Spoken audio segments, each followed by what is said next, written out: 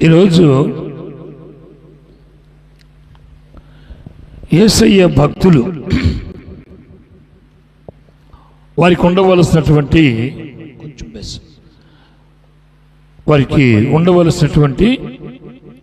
కొన్ని ప్రాముఖ్యమైనటువంటి విషయాలు మనం ధ్యానం చేద్దాం.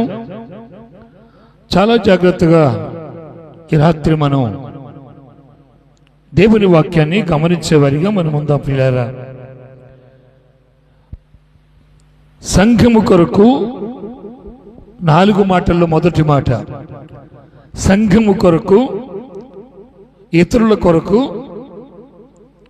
ఖచ్చితంగా మనం ప్రార్థన చేయాల్సిన వారమై ఉన్నామని దేవుని వాక్యం మనకు తెలియచేస్తా ఉంది.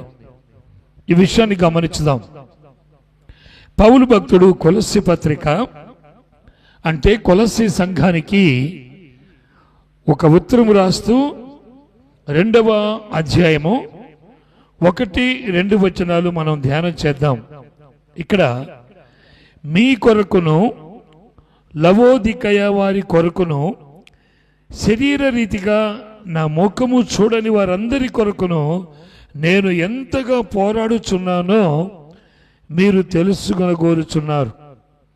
వారు ప్రేమయందు అతకబడి సంపూర్ణ గ్రహింపు యొక్క సకల ఐశ్వర్యము కలిగిన వారై దేవుని మర్మమై ఉన్న క్రీస్తును స్పష్టముగా తెలుసుకున్న వారై తమ హృదయములలో ఆదరణ పొందిన వారనై వారందరి కొరకు పోరాడుచున్నాం. దేవునికి స్తోత్రం కలుగును గాక. ఇక్కడ మనం గమనించవలసినటువంటి మాట ఏమిటంటే, దేవుని ఎరిగినటువంటి మనము అనేక మంది కొరకు ప్రార్థించవలసిన వారమై ఉన్నాం. పోరాటము అంటే ప్రార్థనలో దేవునితో పోరాటం. కొలస్సీ సంఘానికి ఆయన ఉత్తరం రాస్తూ మాట్లాడుతున్న మాట ఏమిటంటే, మేము మీ కొరకు లవోదికయలో ఉన్నటువంటి వారి కొరకు నా ముఖము ఎన్నడూ చూడని వారి కొరకు ప్రార్థనలో పోరాడుచున్నాము అంటున్నాడు. ఈ దినాల్లో ప్రియమైన దేవుని పిల్లారా, నువ్వు ఏ రకంగా దేవుని దగ్గర పోరాడుతున్నావో ఆలోచించాలి. రాత్రి ఏ రీతిగా దేవునితో నువ్వు పోరాడుతున్నావు? లోకంలో పోరాడుతున్నావా లేక దేవునితో పోరాడుతున్నావా? ఒకవేళ దేవుని దగ్గర నువ్వు పోరాడేటట్లయితే నువ్వు ఎవరి కోసం పోరాడుతున్నావు? దేనికోసం పోరాడుతున్నావు? ఎందు నిమిత్తం పోరాడుతున్నావు? ఈ రాత్రి మనం జాగ్రత్తగా ఆలోచించవలసిన వారమై మనం ఉంటున్నాం ప్రియులారా.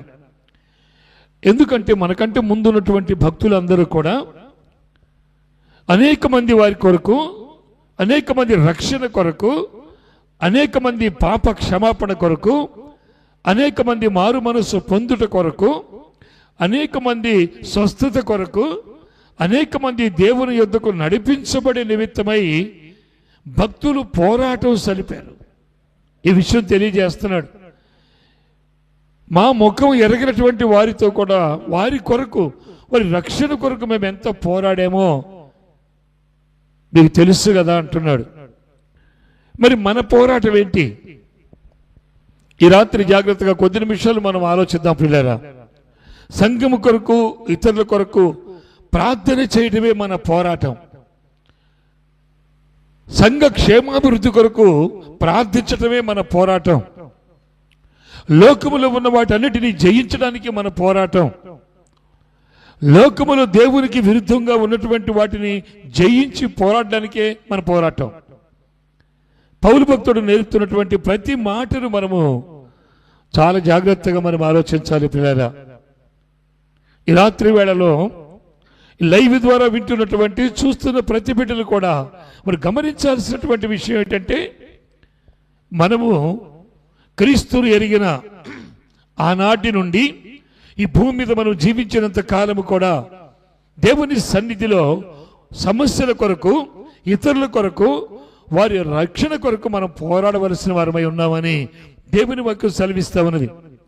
నిర్గమకాండం 32:32లో మోషే ఇశ్రాయేలుల కొరకు ప్రార్థించాడు. ఈ విషయాన్ని మనం జాగ్రత్తగా గమనించాలి పిల్లరా. మోషే ఇశ్రాయేలుల కొరకు ప్రార్థించాడు. నిర్గమకాండము 32వ అధ్యాయము 32వ వచనం.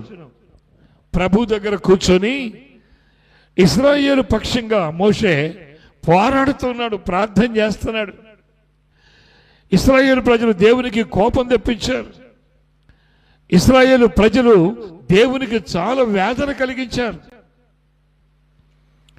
దేవునికి కోపం వచ్చినప్పుడు మోషే 32వ వచనం, నిర్గమ 32:32 చదువుతున్నాను. అయ్యో, నీవు వారి పాపములను ఒకవేళ పరిహరింపచిదివా, లేని ఎడల నీవు వ్రాసిన నీ గ్రంథముల నుండి నా పేరు తుడిచివేయమని బతిమాలు కొనుస్తున్నాను.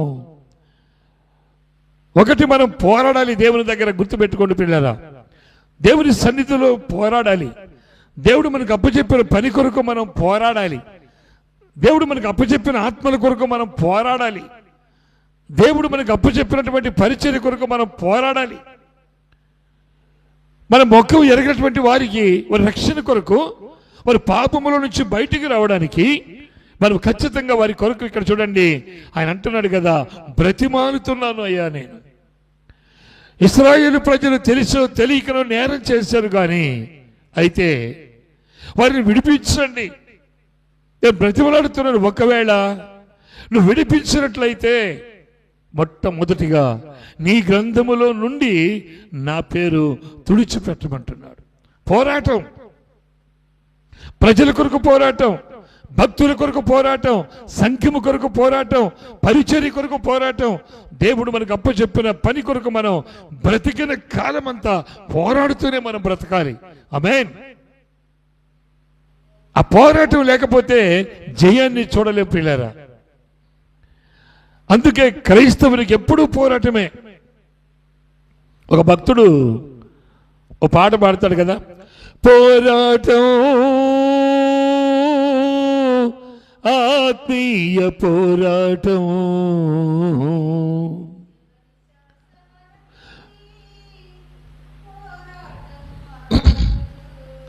పోరాటం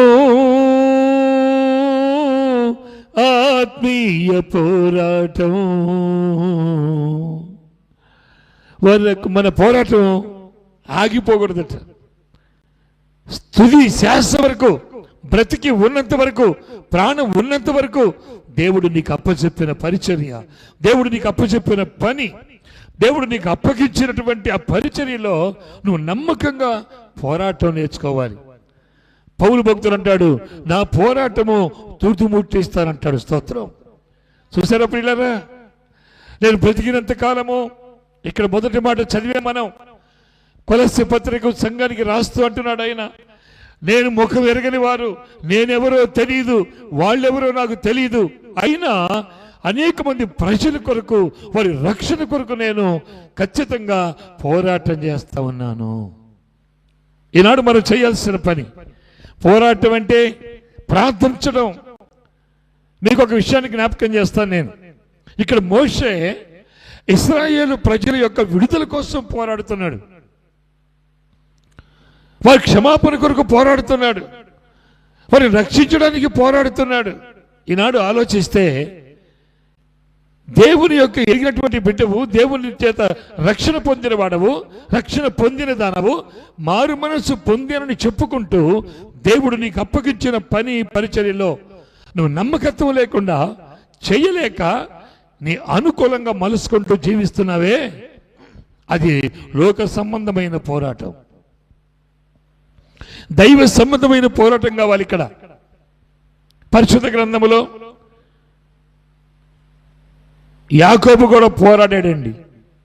యాకోబు కూడా బహుగా పోరాడాడు, దేవునితో పోరాడాడు, ప్రభుతో పోరాడాడు, తన కొరకు, తన కుటుంబం కొరకు, తనకు దేవుడు అప్పగించినటువంటి సమస్తం అంతటి కొరకు ఆయన పోరాడాడు. నీ పోరాటం ఏంటి మరి? ఈ రాత్రి ఆలోచించాలి నువ్వు. దేవుడు మాట్లాడుతూ ఉన్నాడు, ప్రియమైన సోదరి సోదరుడా, ఒకవేళ నీలో పోరాటం లేకపోతే, ప్రార్థన జీవితం లేకపోతే, దేవుని దగ్గర విజ్ఞాపన చేసేటువంటి విధానం లేకపోతే నిన్ను నీవు మోసపుచ్చుకుంటున్నావు. క్రైస్తవుడిగా, క్రైస్తవురాలుగా నిన్ను నువ్వే మోసగించుకుంటున్నావు. దేవునికి ఉన్నతమైనటువంటి ఒక మంచి ఉన్నతమైన కృప నీకు ఇస్తే, పాట పాడే వరము, ప్రార్థన చేసే వరము, బోధించే వరము, కాపరిగా వరము, ప్రవక్తగా వరము, బోధకుడుగా వరము, ఇన్ని వరాలు దేవుడు ఎవరికి ఇవ్వవలసింది వాళ్ళకి ఇస్తే, పోరాటం మానేసి, ప్రార్థన మానేసి, లోకములో ఉన్న వాటి కొరకు నువ్వు పోరాడుతున్నావు. చాలా జాగ్రత్త. ఈ లైవ్ ద్వారా వింటున్న, చూస్తున్న ప్రియ సోదరి సోదరుడా, నేను ఈ రాత్రి మూడు మాటలు చెప్తాను. నెంబర్ 1, 1 సంఘము కొరకు, ఇతరుల కొరకు నువ్వు ప్రార్థనలో పోరాడాలి దేవునితో. ఆమేన్. అప్పుడే దేవుడు మనకు అప్పగించిన పనిని మనం చేస్తున్న వారిగా మనం ఉంటాం. యాకోబు రాత్రంతా పోరాడాడు. తన కుటుంబం కోసం, తన రక్షణ కోసం, తనను తాను కాపాడుకోవడానికి, తనకు తాను జాగ్రత్తగా భద్రపరచుకోవడానికి పోరాడాడు. నువ్వు దేనికోసం పోరాడుతున్నావు?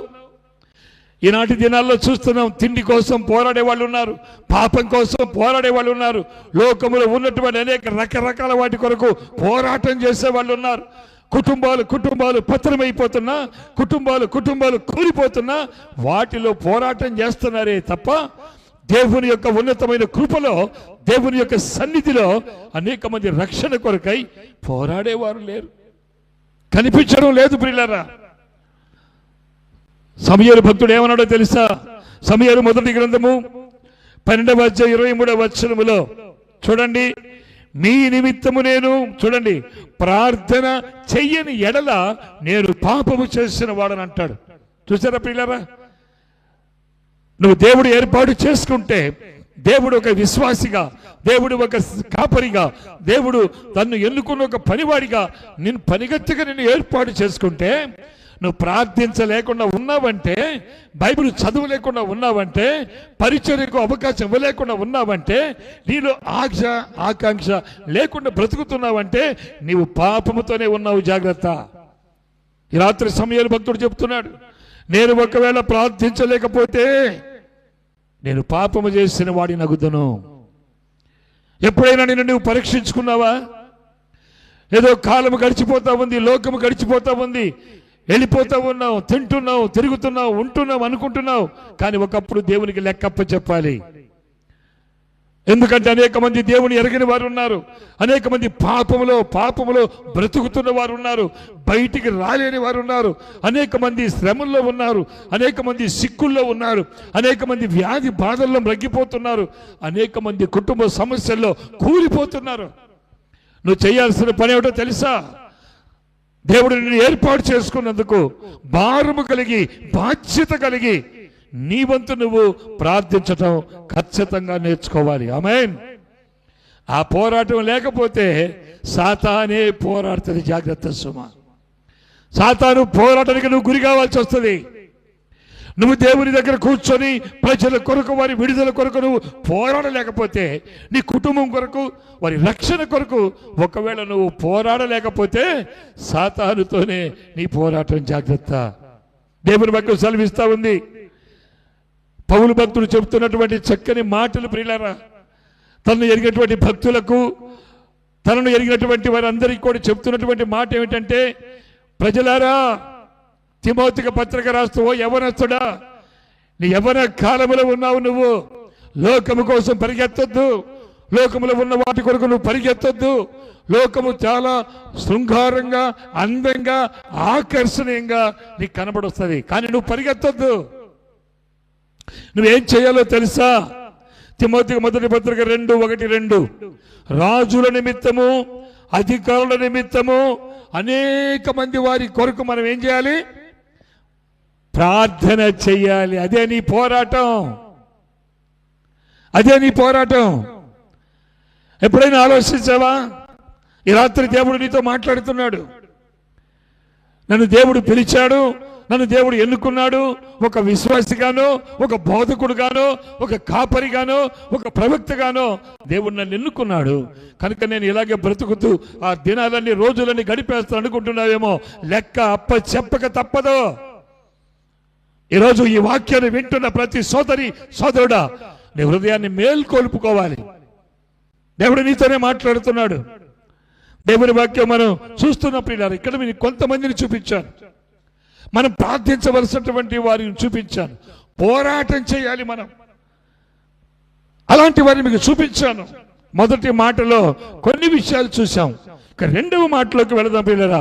భక్తులు సమయాన్ని సద్వినియోగం చేసుకోవాలట. స్తోత్రం. చాలాసార్లు ఈ సబ్జెక్టు విన్నాం.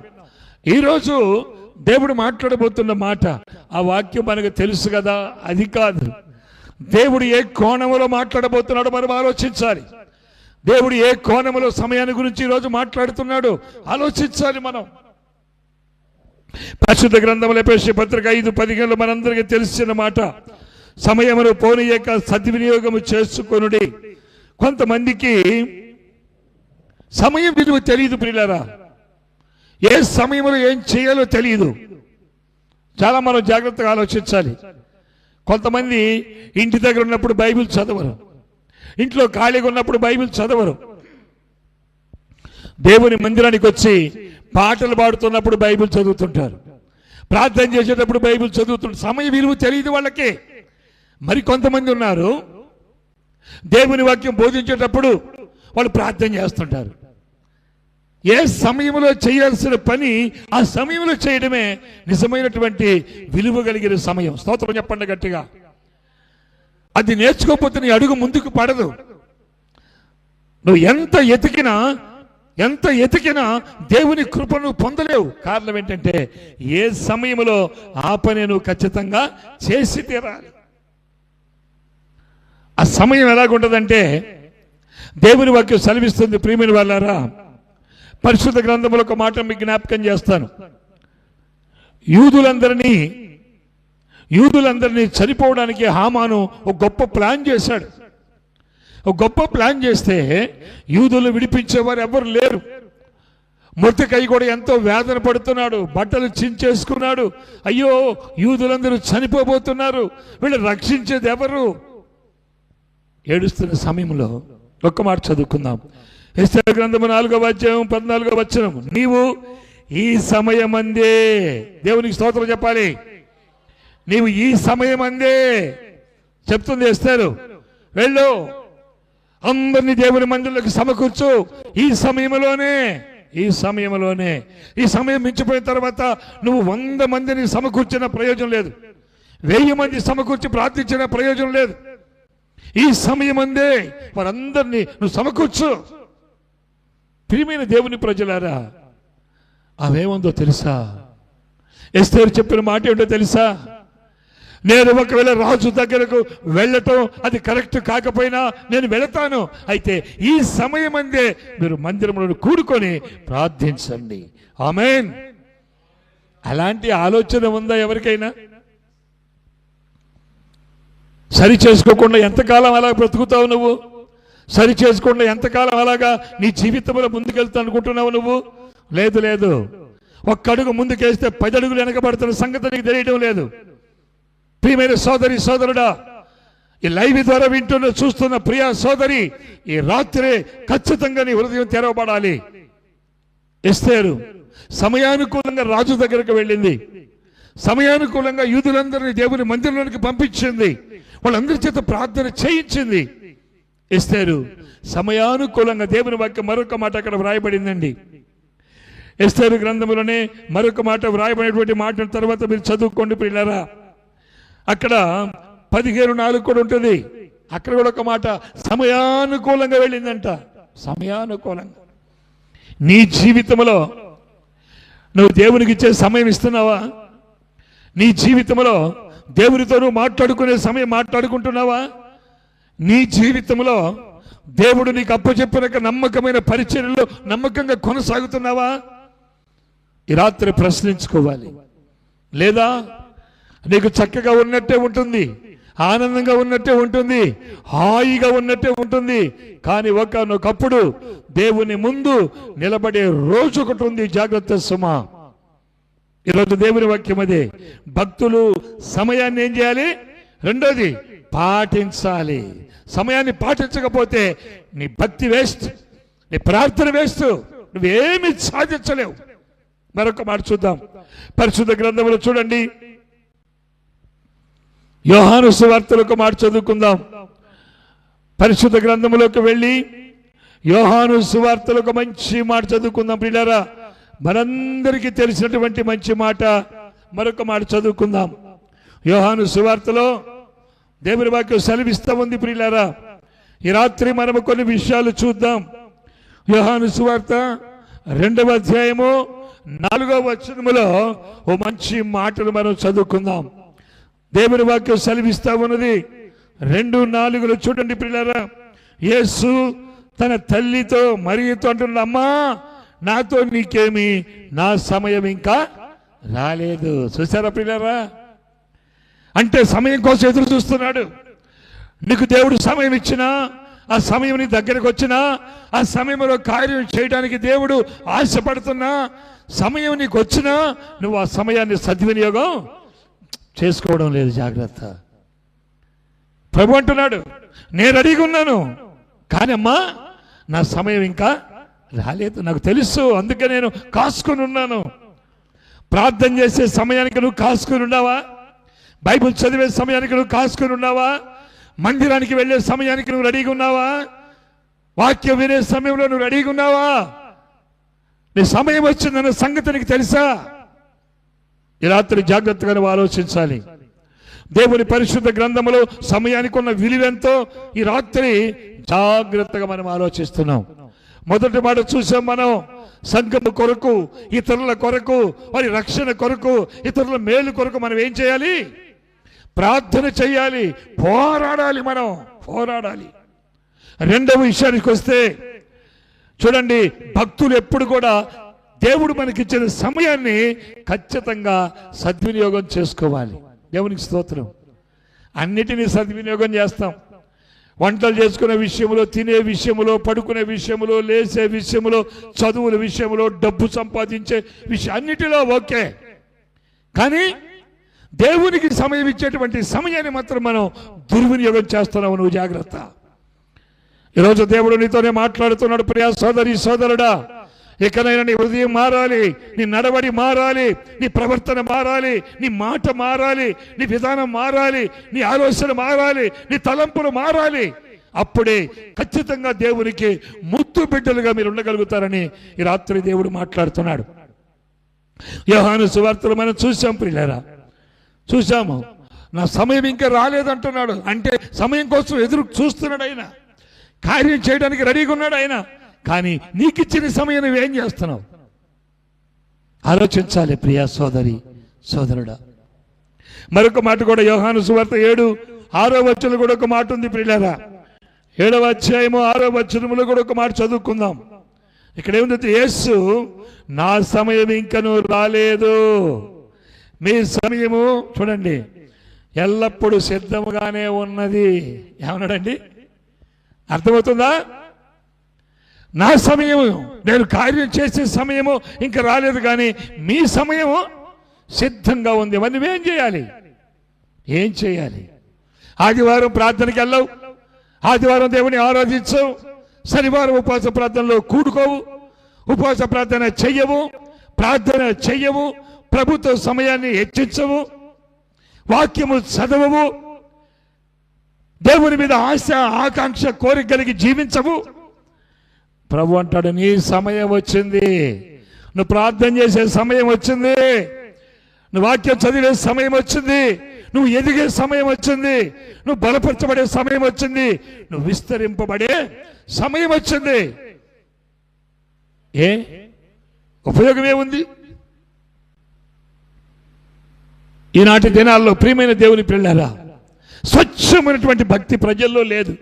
డాంబికం, అంత డాంబికమే, పైపైన మెరుగులే, పైపైన షోయింగులే. కానీ నిజంగా హృదయాంతరంగములో నుంచి దేవునికి ఇచ్చే సమయంలో పస్తులున్నా సరే అవస్థపడినా సరే దేవుని కొరకు బ్రతకాలనే ఆశ నీకుందా?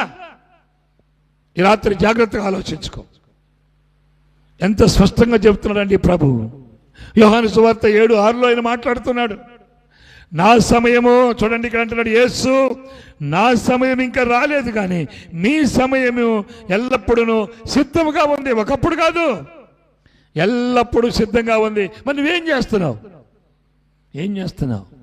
నామకార్థంగా బ్రతుకుతున్నావు, ఏదో బ్రతకాలని బ్రతుకుతున్నావు, తిండి కోసం బ్రతుకుతున్నావు, సంపాదన కోసం బ్రతుకుతున్నావు, ఆత్మను ఆర్పేసుకుంటున్నావు, దేవునికి సంబంధించిన వాటిల్లో వెనకబడిపోతున్నావు. నువ్వు ఏదో పైకి ప్రజలు చూడడానికి మాత్రం గొప్పగా, ఏదో విశాలంగా, ఏదో ఆనందంగా, ఏదో చేసినట్టుగా మనం కనబడతా ఉన్నావు. జాగ్రత్త సుమా.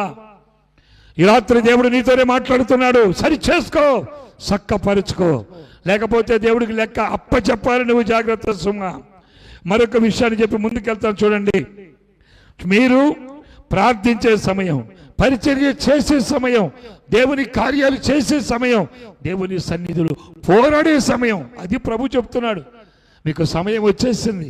మీరు ప్రార్థించే సమయం, మీరు వాక్యం చదివే సమయం, మీరు అభివృద్ధిపరచబడే సమయం, మీరు విస్తరింపబడే సమయం, అనేక స్థలాలకు వెళ్ళే సమయం, అనేక మంది కొరకు ప్రార్థించే సమయం నీకు వచ్చింది. నువ్వేం చేస్తున్నావు? నిర్లక్ష్యం. జాగ్రత్త ప్రియులారా. మూడో మాట కూడా చెప్తాను, జాగ్రత్తగా వినండి. ఒకటి, ఈరోజు మనం దేవుని యొక్క వాక్య భాగంలో యేసయ్య భక్తుల్లో ఉండవలసిన ముఖ్యమైన విషయాల గురించి మనం ఆలోచిస్తున్నామండి. ముఖ్యమైన విషయాల్లో నెంబర్ 1, ఒకటి, సంఘము కొరకు, ఇతరుల కొరకు మనము ప్రార్థన పోరాడి వాళ్ళని విడిపించే వరకు మనం ఉండాలి. స్తోత్రం. రెండవది, భక్తులు దేవుడు వారికి ఇచ్చిన సమయాన్ని ఖచ్చితంగా దేవుని కొరకే గడపాలి. స్తోత్రం. మూడో మాటలోకి వెళదాం పిల్లరా. చూడండి, దేవుని వాక్య భాగంలో మూడో మాట ఏంటో తెలుసా? ప్రతిరోజు వాక్యము చదవాలి. స్తోత్రం చెప్పు. నిజమైన విశ్వాసి, నిజంగా క్రీస్తు రక్తముతో కడగబడిన వారు ఎవరైనా ఉన్నారు అంటే, నిజంగా క్రీస్తు ఉన్నతమైన కృపను పొందుకున్న వారు ఉన్నారు అంటే, నిజమైన విశ్వాసాన్ని ముద్ర వేయబడిన వాళ్ళు ఉన్నారు అంటే, నిజమైనటువంటి దేవుని కొరకు నిలబడిన వారు ఉన్నారంటే, వాళ్ళు ప్రొద్దున్నే లేస్తే వారికి నిద్ర పట్టదు. ఎప్పుడు తెల్లారుతుందా, ఎప్పుడు దేవుని వాక్యం చదవాలి, ఎప్పుడు దేవుని వాక్యంలో ధ్యానం చేయాలనే ఆశ వాళ్ళకు ఉంటుంది. ఆమేన్. ఎంతమందికి ఉంది ఈరోజు? ఏమండి, చాలా జాగ్రత్తగా ఆలోచించాలి. ఈరోజు ప్రతిరోజు దేవుని వాక్యం, మూడో మాట, ప్రతిరోజు దేవుని వాక్యము చదవాలి, పరిశీలించాలి. దేవునికి స్తోత్రం. కొంతమంది చదవరు, పరిశీలించరు. పరిశీలించినప్పుడు నీ హృదయ పరిశీలన నీకు ఎలా తెలుస్తుంది? నువ్వు చేసేదే కరెక్ట్, నువ్వు మాట్లాడేదే కరెక్ట్, నువ్వు నడిచేదే కరెక్ట్, నువ్వు తినేదే కరెక్ట్, నువ్వు చెప్పేదే కరెక్ట్. అంతేగాని దేవుని వాక్యం నీకు అవసరం లేదు, దేవుని నడిపింపు నీకు అవసరం లేదు, దేవుడు నీకు నేర్పిన తగ్గింపు నీకు అవసరం లేదు, దేవుని వాక్యం చదవాలనే ఆశ నీకు అవసరం లేదు. కానీ ఎప్పుడు అభివృద్ధి పరచబడతావు? దేవుని వాక్యం సెలవిస్తా ఉంది. కీర్తన గ్రంథము 1వ అధ్యాయము చూడండి 2వ వచనములో ఏముందంటే, దివారాత్రులు దేవుని వాక్యమును ధ్యానించువారు ధన్యులు. వాళ్ళు ధన్యులు. వాక్యాన్ని పక్కన పెట్టి ఏదో టైం గడుపుకొని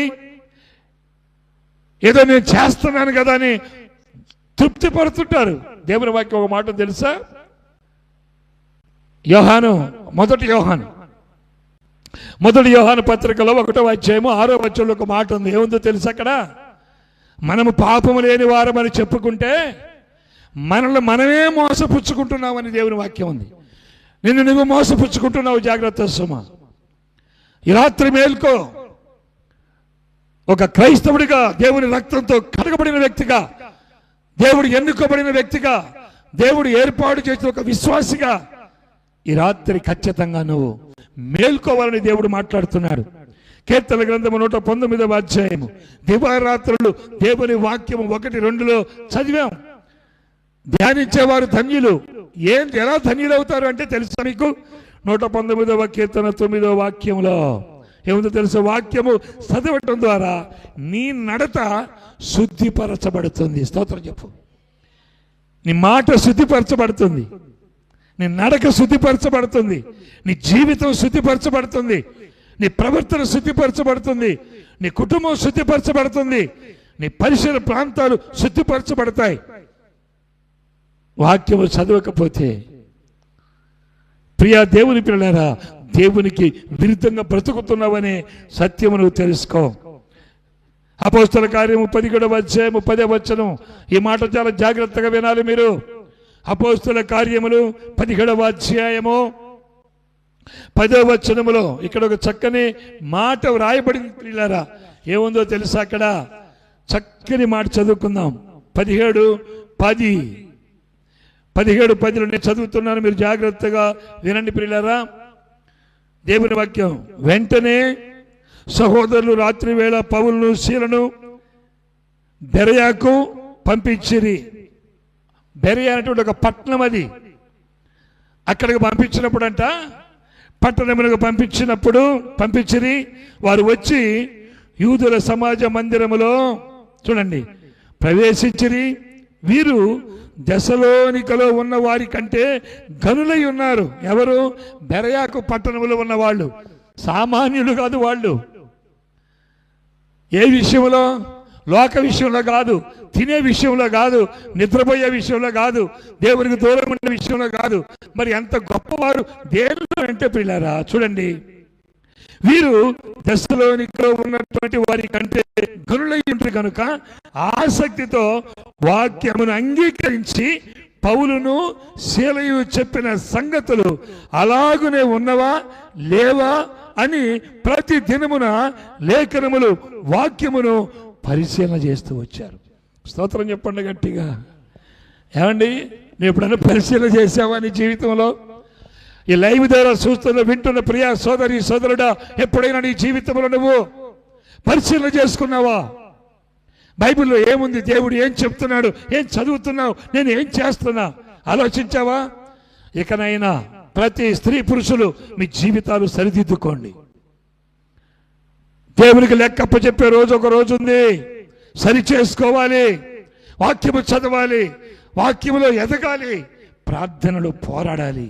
ఇంకొక మాట చూడండి, ద్వితీయోపదేశకాండం 17:18-22లో రాజు అంటే ఆనాడు రాజులు సింహాసనం మీద కూర్చొని కూడా దేవుని వాక్యాన్ని ధ్యానం చేసేవాళ్ళంట. స్తోత్రం. ఏం చక్కని మాటలు ప్రియులారా. రాజులు ఈనాడు ఏమి లేకపోయినా దేవుని వాక్యాన్ని లెక్క చేయరు. ఏమి లేకపోయినా దేవుని మందిరానికి వెళ్ళరు. సమస్యలు కొట్టి మిట్టాడుతున్నా దేవునితో సహవాసం చేయరు. ఇక కింద పడిపోయి లేవమని జీవితం అనుకున్నా వారు మాత్రం వాక్యాన్ని మాత్రం ఖచ్చితంగా చదవరు. చూడండి ఇక్కడ ఏముందో ఆ మాట తర్వాత మీరు చదువుకోండి పిల్లారా. అక్కడ చక్కని మాట ఏమని వ్రాయబడిందంటే ద్వితీయోపదేశకాండము 17వ అధ్యాయములో ఈ చక్కని మాట వ్రాయబడింది పిల్లారా. చూడండి, నేను చదువుతున్నాను. 17వ అధ్యాయము 18-22 వరకు తర్వాత మీరు చదువుకోండి. మరియు అతడు రాజ్య సింహాసనమందు ఆసీనుడైన తర్వాత లేవీయులైన యాజకులు స్వాధీనములో ఉన్న గ్రంథములు చూసి ఆ ధర్మశాస్త్రమునకు ఒక ప్రతిని చూడండి తన కొరకు వ్రాసుకొనవలను, అది అతని యొద్ద ఉండవలను, తన రాజ్యమందు తనను తన కుమారులను ఇశ్రాయేలును మధ్యను దీర్ఘాయుష్మంతులగుటకు ఆ వాక్యము చదవాలి. స్తోత్రం చెప్ప. ఏం చేస్తున్నావు నీ జీవితంలో? ఏం తెలుసు నీకు? నీకు బైబిల్ ఎంతవరకు తెలుసు? నీకు అసలు ఏం తెలుసు? నీకు తెలిసినట్టు చెప్పుకోవటం తప్ప వాస్తవమైనటువంటి దేవుని వాక్యాలు మన హృదయంలో స్థిరంగా ఉండాలి. రాజు సింహాసనం మీద కూర్చొని ఆయన కొరకంట ఒక పంక్తిని సిద్ధపరచుకున్నాడంట.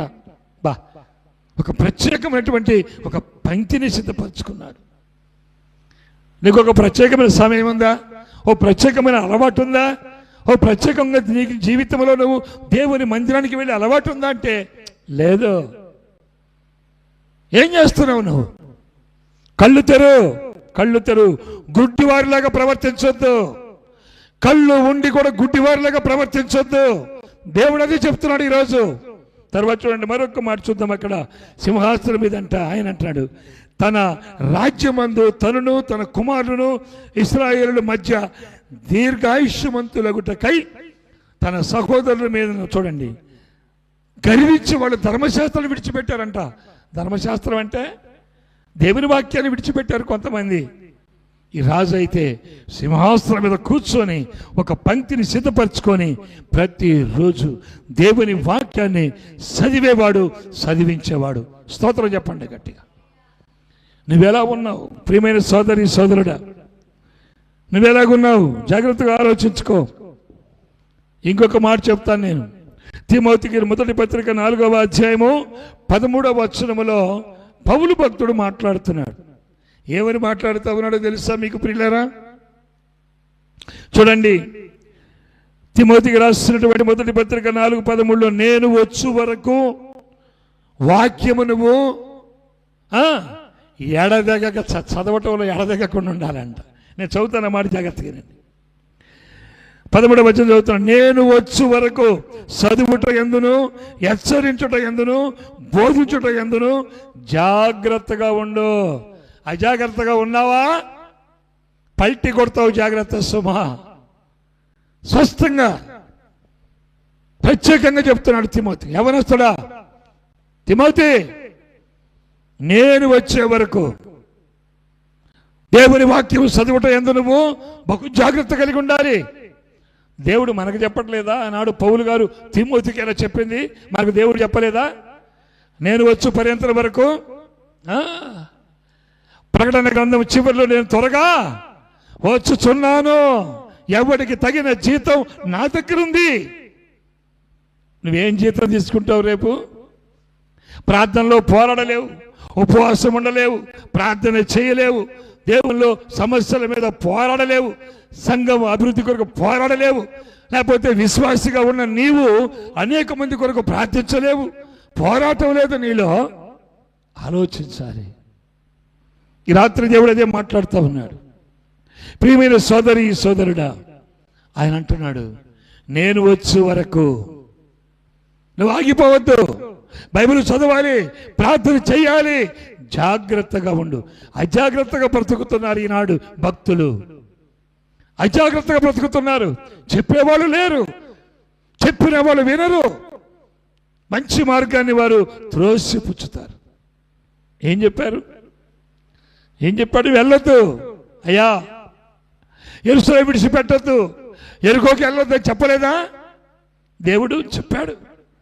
కానీ ఆ మనుషుడు లోకాస్తులను ఆశించాడు. ఎక్కడి నుంచి ఎక్కడికి బయలుదేరాడంట? యెరూషలేము నుండి యెరికోకి. శపించబడినది, విడిచిపెట్టబడింది, పనికి రానిది, పతనమైపోయినది. దాన్ని ఆశించినప్పుడే దొంగనే సాతాను చేత కొట్టబడి గాయపరచబడినటువంటి జీవితంలో ఆ వ్యక్తి ఉన్నాడు పిల్లరా. అందుకే పౌలు అంటాడు, తిమోతి నువ్వు జాగ్రత్త, నేను వచ్చే వరకు నువ్వు వాక్యం చదువుతూనే ఉండాలి, వాక్యము జాగ్రత్తగా ధ్యానించు. ఎంత చక్కగా మాట్లాడుతున్నాడు. చివరిగా 4వ మాట కొంచెం క్లుప్తంగా చెప్పి నేను ముగిస్తాను. 3 మాటలు మనం ధ్యానం చేసాం. ఒకటి, సంఘము కొరకు, ఇతరుల కొరకు, సేవ కొరకు, పరిచర్య కొరకు మనం ప్రార్థనలో పోరాడాలి. స్తోత్రం. 2వ మాట, భక్తులు దేవుడు నీకు ఇచ్చిన సమయాన్ని ఖచ్చితంగా నువ్వు సద్వినియోగం చేసుకో. లోకంలో సద్వినియోగం కాదు, దేవుల్లో సద్వినియోగం చేసుకో, దేవుని సన్నిధిలో సద్వినియోగం చేసుకో. ఏదైతే 24 గంటలు గడిచిపోతుంది అనుకుంటే చాలా జాగ్రత్త సుమా. ఇకనైనా కళ్ళు తెరువు, సత్యాన్ని తెలుసుకో, భక్తి అంటే ఏమిటి అర్థం చేసుకో. భక్తి కలిగిన వ్యక్తిగా ఖచ్చితంగా మనం లోకంలో ముందుకు సాగాలి. తర్వాత 4వది, భక్తులు విశ్వాసులు ధనాపేక్ష లేని వాళ్ళు అయి ఉండాలి. ధన అపేక్ష అంటే ఏమిటో తెలుసా? చూడండి ఇక్కడ ఏమని రాయబడిందో. తిమోతికి రాసిన మొదటి పత్రిక 6:10, ధనాపేక్ష సమస్తమైన కీడులకు మూలము. ధనాపేక్ష అంటే నీ రూపాయి మీద నీకు ఉండేది కాదు. గుర్తుపెట్టుకో, నువ్వు సంపాదించిన దాన్ని జాగ్రత్త చేసుకోవడం దానిలో కాదు, నువ్వు సంపాదించిన దాన్ని నువ్వు ఖర్చు పెట్టుకోవడంలో కాదు.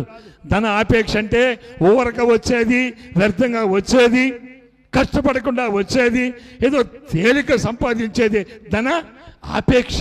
గుర్తుపెట్టుకో, ఆపేక్ష ఉన్న వాళ్ళు ఎవరు ఆత్మీయ జీవితంలో ఎదగలేరు ప్రియులారా. ఈ విషయాన్ని గుర్తుపెట్టుకోండి. అందుకనే పౌలు భక్తుడు ఇక్కడ మాట్లాడాడు. 6:10 చూద్దామండి. 6:10 ఏముందో తెలుసా?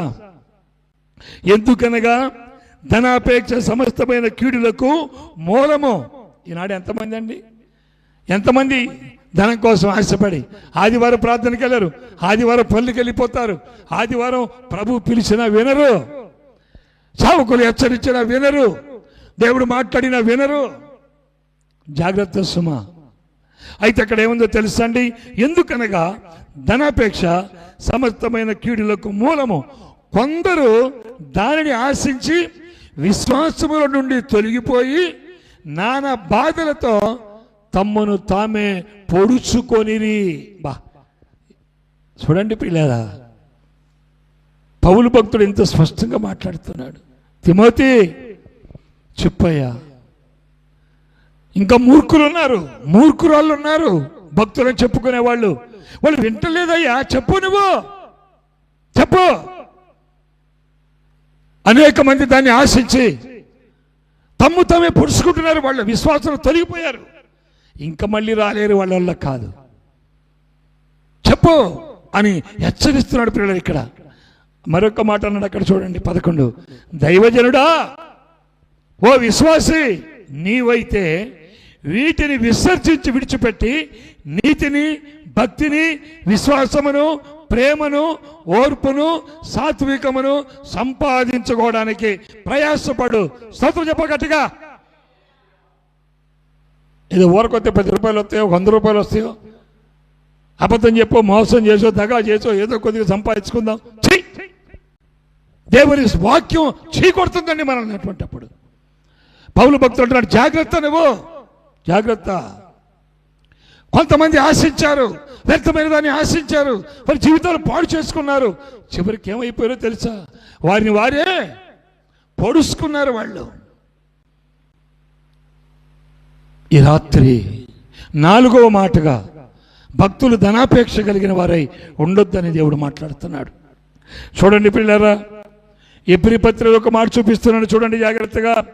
హెబ్రీ పత్రిక 13:5 ధన ఆపేక్ష లేని వారై, చూడండి, కలిగిన దానితో తృప్తి కలిగిన వారై, యథార్థత కలిగిన వారై, భయభక్తులు కలిగిన వారై, నీతి కలిగిన వారై, పవిత్రత కలిగిన వారై, పరిశుద్ధత కలిగిన వారై జీవించమని హెబ్రీ పత్రిక మాట్లాడుతా ఉంది.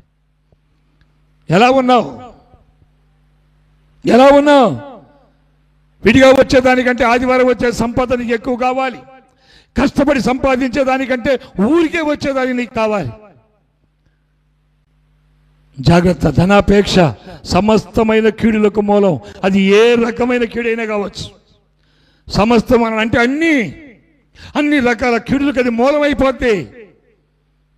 అందుకే పౌలు భక్తుడు హెబ్రీ పత్రిక అంటాడు, మీరు ఆ లేనివారై, ధనాపేక్ష లేనివారై ఉండాలి. స్తోత్రం. నేను ముగించే ముందు ప్రియమైన దేవుని పిల్లారా, మనందరికీ తెలిసినటువంటి విషయమే. ఒక విశ్వాసే ఉన్నాడు. పరిశుద్ధ గ్రంథములో, రాజుల గ్రంథము 2వ గ్రంథము 5వ అధ్యాయం 20వ వచనంలో మనకు తెలిసిన ఒక విశ్వాసం ఉన్నాడు. ఆయన పేరు గెహాజీ. దేనికోసం పరిగెత్తాడు ఆయన? ఏమండి, ఏ సేవకుడికి అవసరం లేదా? అది అన్యాయము, అది అక్రమము. ఒక్క రూపాయి కూడా అక్రమంగా, అన్యాయంగా అవసరం లేదనుకున్నాడు, అంతే. ఆమేన్. కాని పిల్లరా, గెహాజీ ఒక విశ్వాసిగా ఉండి, ఒక నమ్మకమైన సేవకుని దగ్గర ఉండి, ఒక నీతి కలిగిన సేవకుని దగ్గర ఉండి, యథార్థత కలిగిన సేవకుని దగ్గర ఉండి, పవిత్రత కలిగిన సేవకుని దగ్గర ఉండి గెహాజీ నేర్చుకుంది ఏమిటి? దొంగతనం నేర్చుకున్నాడు, అబద్ధం నేర్చుకున్నాడు, మోసం చేయటం నేర్చుకున్నాడు. పరిగెత్తుకుని పోయాడు. అక్కడికి వెళ్ళి చెప్తున్నాడు, అయ్యా ఇప్పుడే వచ్చారయ్యా, ఇప్పుడే మాన్యంలో నుంచి వచ్చారు, మా సేవకుడి దగ్గరికి పంపించాడయ్యా. అయితే కొంచెం వెండి బంగారము దుస్తులు పంపించమన్నాడు. అక్కడ అబద్ధము, మోసము, చూడండి, దగ, వ్యర్థమైన దాన్ని ఆశించడం, పాప శాపగ్రస్తమైన దాన్ని ఆశించడం, కొని తెచ్చుకున్నాడు శాపం. జాగ్రత్త ప్రియులారా. ఇంకా ఆ సబ్జెక్టు రెండో భాగంలో మరి ఇంకొకసారి ఇది రెండో భాగంలోకి వెళ్ళినప్పుడు మరికొన్ని విషయాలు చూద్దాం. ఇంకొక వ్యక్తిని కూడా నేను చూపిస్తాను. చూడండి, బిలాము ఎలాంటి వాడు ఏమండి? దేనికోసం? ఈనాడు మనుషులు చెప్పిన బుద్ధి రావడం లేదండి. ఈనాడు మనుషులు దేవుని వాక్య ప్రకారంగా సేవకులు బోధిస్తున్న బుద్ధి రావడం లేదు. కానీ గాడిద బుద్ధి చెప్పవలసి వచ్చింది. మరి ఇలాగా ధనాపేక్షకు ఆశపడి దేవుణ్ణి విడిచిపెట్టి దేవునికి దూరమై ఆత్మాభిమానాన్ని సంపుకొని పరిశుద్ధాత్మను సంపుకొని జీవిస్తున్నటువంటి వారికి ఎవరు బుద్ధి చెప్పాలి? ఏ గాడిద బుద్ధి చెప్పాలి వాళ్ళకి? ఈ రాత్రి ఆలోచించుకో ప్రియా సోదరి సోదరుడా. నీ జీవితంలో చాలా జాగ్రత్తగా నడవాలి. నువ్వు అలాగూ నడిచినప్పుడే నువ్వు అభివృద్ధిపరచబడతావు, అనేక మందికి ఆశీర్వాదకరంగా ఉంటావు, లేకపోతే అనేక మందికి శాపగ్రస్తులుగా ఉంటావు. నువ్వు జాగ్రత్త. ఈ రాత్రి అదే మాట్లాడుతున్నాడు. ధనం కోసం మోసం చేయడం, అబద్ధాలు ఆడడం, ఇతరులను దోసుకోవడం దేవునికి విరుద్ధం, ఘోరమైన పాపం, ఘోరమైన శాపం. కాబట్టి నేను ఇద్దరు చూపించాను మీకు పరిశుద్ధ గ్రంథంలో. రెండో భాగంలో ఇంకా అనేక మందిని మీకు చూపిస్తాను పిల్లారా, అనేక మంది చూపిస్తాను. ఒక విశ్వాసంలో ఉండాల్సినటువంటి నేర్చుకోవాల్సిన 4 లక్షణాల్లో ఈరోజు మీకు చూపించాను. మనం వాటిని అనుసరించినట్లయితే మనం దేవుని ఆశీర్వాదాలు పొందుకొని ఆశీర్వాదకరంగా ఉంటాం. నీ ఆత్మను సరిచేసుకో, నీ మనస్సాక్షిని సరిచేసుకో. చిన్న చిన్న లాభాల కొరకు, చిన్న వాటి కొరకు దేవుని మందిరాన్ని విడిచిపెట్టి, దేవుని సన్నిధి విడిచిపెట్టి, దేవుని సహవాసాన్ని మోసం చేసి బ్రతకొద్దు. ఈ రాత్రి ప్రభువుని అడుగు, నీతిగా బ్రతకడానికి దేవుణ్ణి అడుగు, ప్రార్థనలో పోరాటానికి ప్రభువుని అడుగు. సమయాన్ని పోనివ్వకుండగా దేవుడు నీకు ఇచ్చిన సమయంలోనే నువ్వు చేయాల్సిన సమస్తము దేవుని పని చేయడానికి ప్రభువుని అడుగు. వాక్యము చదివి బలపరచబడే ఆ కృప దేవునికి ఇవ్వమని అడుగు. ఈ రాత్రి మనం ప్రార్థన చేద్దాం. కృపా కనికరం కలిగిన తండ్రి, పరిశుద్ధుడైన దేవానికి స్తోత్రం అయ్యా. మీ అపారమైన ప్రేమను బట్టి స్తోత్రాలు. ఈ రాత్రి వేళలో 4 విషయాలు తండ్రి విశ్వాసులకు కావలసిన మాటలు మీరు వినిపించారు. నిజంగా ప్రభు, ఈ దినాల్లో ఎంతమంది వారిని వారు మోసం చేసుకుంటున్నారు, ఎంతమంది ప్రభు వారిని వారు మోసగించుకొని పతనమైపోతున్నారు. ఒక్కసారి ప్రభువా అట్టి వారందరూ మీరు దర్శించు నాయన. అట్టి వారందరికీ నీ వాక్యము ద్వారా వెలుగును చూపు. వారిలో మారు మనస్సు దయచేసి, మార్పు దయచేసి, ఈ రోజు నుంచి, ఈ క్షణం నుంచి నూతన బుద్ధి, నూతన మనస్సు, నూతన ప్రవర్తన, నూతన క్రియలు ప్రతి బిడ్డల్లో మీరు కలిగించమని, నీ నామ మహిమార్థమై కార్యాలు చేయమని యేసయ్య పరిశుద్ధ నామములో ప్రార్థించి అడిగి వేడుకుంటున్నాను పరమ తండ్రి. ఆమేన్.